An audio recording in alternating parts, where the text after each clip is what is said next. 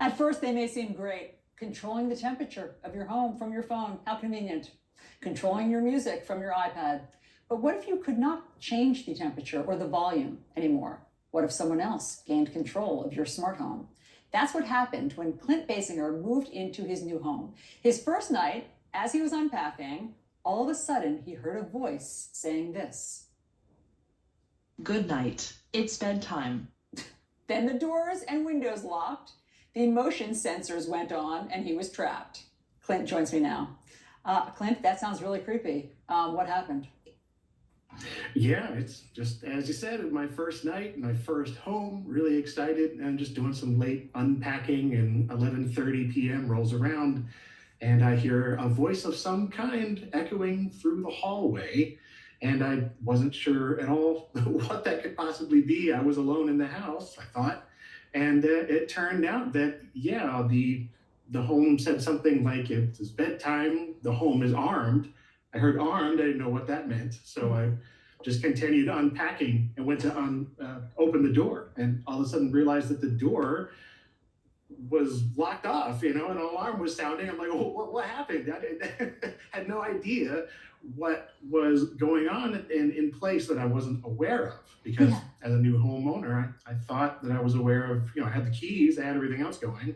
I knew I had a smart thermostat, but I wasn't aware of all of the other sensors. So basically what happened was the previous owner had this smart system, but hadn't shared it with you?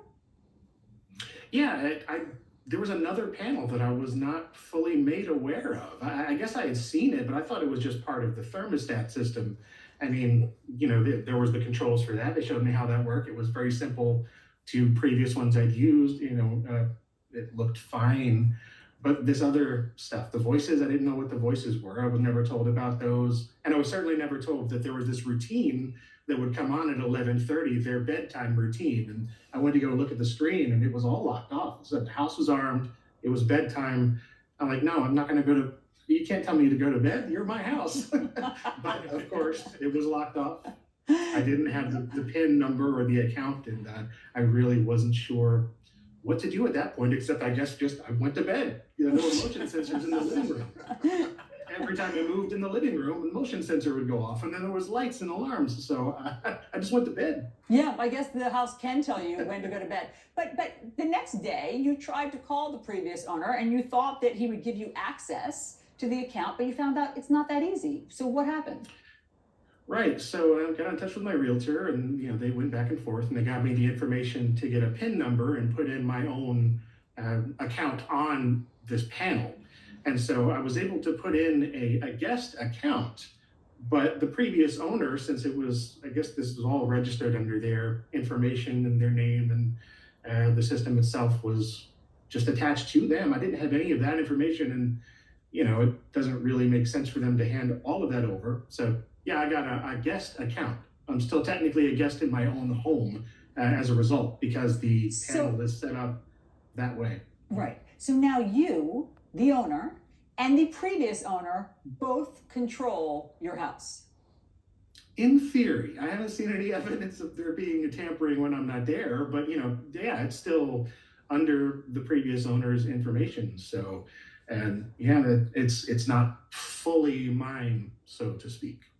Because you also found out that in order to get a new account, you would have to start all over. You would have to basically install an entire new smart system at great cost. And so it's just easier to be a guest in your own home, in your own smart home with this. Do you ever worry that the previous owner will do something to screw with you? No, I really don't. But the possibility is there, and it's just always kind of in the back of my mind, like, this doesn't feel quite as it should be. I would have liked this to have been either completely disabled and handed over or something.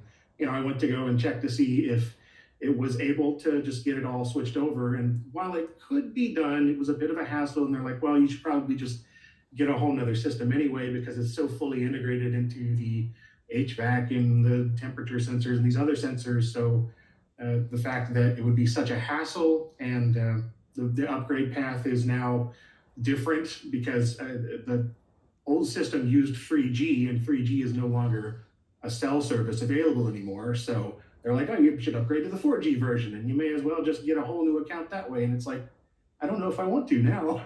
Yeah. I mean, what happened to a light switch? You know, like, did that really need to be improved upon? A light switch? I miss them. Clint, thank you very much for sharing that creepy and frustrating story. We really appreciate hearing about how your smart home went crazy. Thanks so much for being here. Thank you.